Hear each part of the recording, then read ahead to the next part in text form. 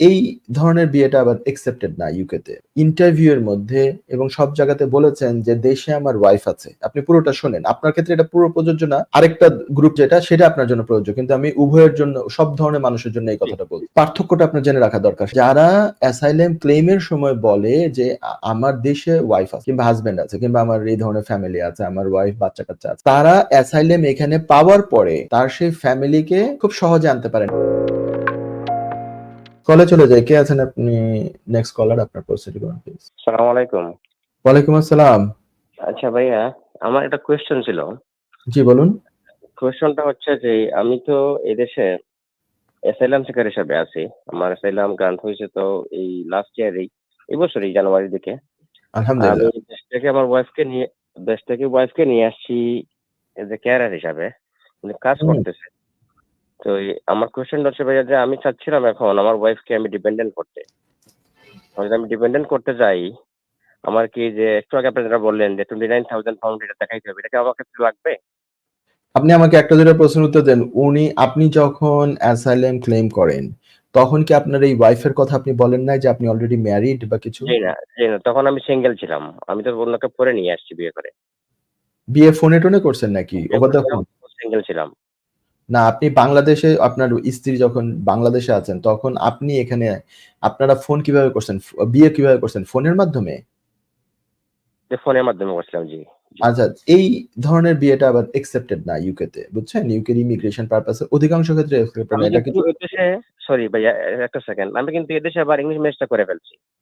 আচ্ছা, তাহলে যেটা হচ্ছে যে যেহেতু বিয়ের আপনার এখানে ২ টা ২ ভাবে করা যায়। একটা হচ্ছে যারা অ্যাসাইলাম ক্লেম করেছেন এবং অ্যাসাইলাম ক্লেম করাকালীন সময়ে ইন্টারভিউ এর মধ্যে এবং সব জায়গাতে বলেছেন যে দেশে আমার ওয়াইফ আছে। আপনি পুরোটা শোনেন। আপনার ক্ষেত্রে এটা পুরো প্রযোজ্য না। আরেকটা গ্রুপ যেটা সেটা আপনার জন্য প্রযোজ্য। কিন্তু আমি উভয়ের জন্য সব ধরনের মানুষের জন্য এই জি। কথাটা বলছি। সেটা হচ্ছে পার্থক্যটা আপনার জেনে রাখা দরকার। সেটা হচ্ছে যে যারা অ্যাসাইলাম ক্লেম এর সময় বলে যে আমার দেশে ওয়াইফ আছে কিংবা হাসব্যান্ড আছে কিংবা আমার এই ধরনের ফ্যামিলি আছে, আমার ওয়াইফ বাচ্চা-কাচ্চা আছে দেশে। তারা অ্যাসাইলাম এখানে পাওয়ার পরে তার সেই ফ্যামিলিকে খুব সহজে আনতে পারেন। এখানে কোনো ইনকামের রিকোয়ারমেন্ট নাই, কোনো ভিসা ফিস নাই, ইমিগ্রেশন হেলথ সার্চার্জ নাই, কোনো কিছু নাই। এই ক্যাটেগরির অ্যাপ্লিকেশনকে বলা হয় ফ্যামিলি রিইউনিয়ন। ফ্যামিলি রিইউনিয়ন ক্যাটেগরিতে যেতে হলে অ্যাসাইলাম জি। হওয়ার পরে অ্যাপ্লিকেশন করে ফ্যামিলি মেম্বারকে আনা যায় যাদের অলরেডি দেশে থাকতেই বউ বাচ্চা ছিল। ঠিক আছে? কিন্তু আপনার ক্ষেত্রে আপনার মতো যারা আপনাদের এই গ্রুপটা হচ্ছেন অ্যাসাইলাম পাওয়ার পরে বিয়ে করেছেন। অ্যাসাইলাম পাওয়ার পরে এইখানে বসে বিয়ে করেন, আবার দেশে গিয়ে কিংবা দেশে তো সরাসরি অনেকে যেতে পারেন না। ইন্ডিয়া গিয়ে কিংবা পার্শ্ববর্তী বা অন্য থার্ড কান্ট্রিতে গিয়ে বিয়ে করেন। ওই ফ্যামিলি মেম্বার বা ওয়াইফ বা হাসব্যান্ডকে যদি আনতে হয় এই দেশে, তাহলে হচ্ছে ২৯,০০০ পাউন্ডের রিকোয়ারমেন্ট মিট করতে হবে। এবং ইংলিশ ল্যাঙ্গুয়েজের রিকোয়ারমেন্টও মিট করতে হবে। আপনার এই প্রশ্নের আগের যে প্রশ্নকর্তা আ মেসেজের মাধ্যমে প্রশ্ন করেছে তাকেও আমি বলছি যে ইংলিশ ল্যাঙ্গুয়েজেরও এখানে রিকোয়ারমেন্ট আছে যেটা হচ্ছে ইংলিশ ল্যাঙ্গুয়েজ লেভেল A1 তবে ওই অ্যাসাইলাম সিকার যিনি আগের প্রশ্নকর্তা উনি যদি স্টুডেন্ট ভিসায় এসে থাকে তাহলে আবার A1 টা দিতে হবে না। ওইটা এক্সাম্পটেড হয়ে যায়। তো আপনার ওয়াইফকে যদি আপনি কেয়ার ভিসা এখানে এনে থাকেন, আপনাকে এখন স্পেসিফিক আমি আনসার দেই। এবং আপনি এখানে যদি ইংলিশ ম্যারেজটা রেজিস্টার করে থাকেন, তাহলে এখন আপনি উনাকে করতে পারবেন, আপনার ডিপেন্ডেন্ট করতে পারবেন।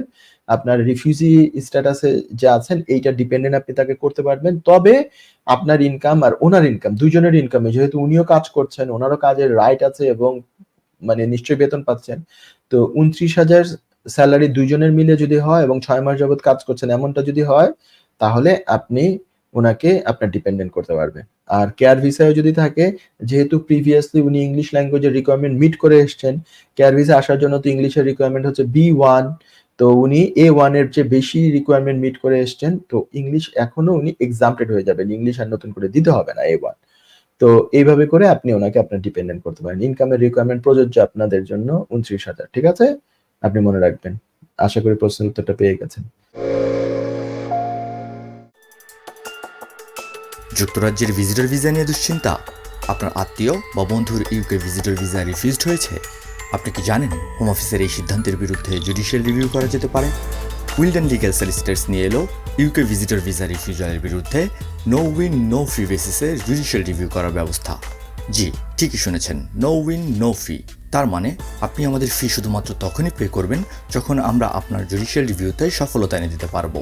আমাদের রয়েছে দীর্ঘদিনের অভিজ্ঞতা সম্পন্ন দক্ষ ইমিগ্রেশন সলিসিটার্স, যারা সর্বোচ্চ গুরুত্ব সহকারে আপনার জুডিশিয়াল রিভিউ পরিচালনা করবে। বিস্তারিত তথ্যের জন্য যোগাযোগ করুন 0207-423-9977। Wilden legal solicitors, your trusted law firm.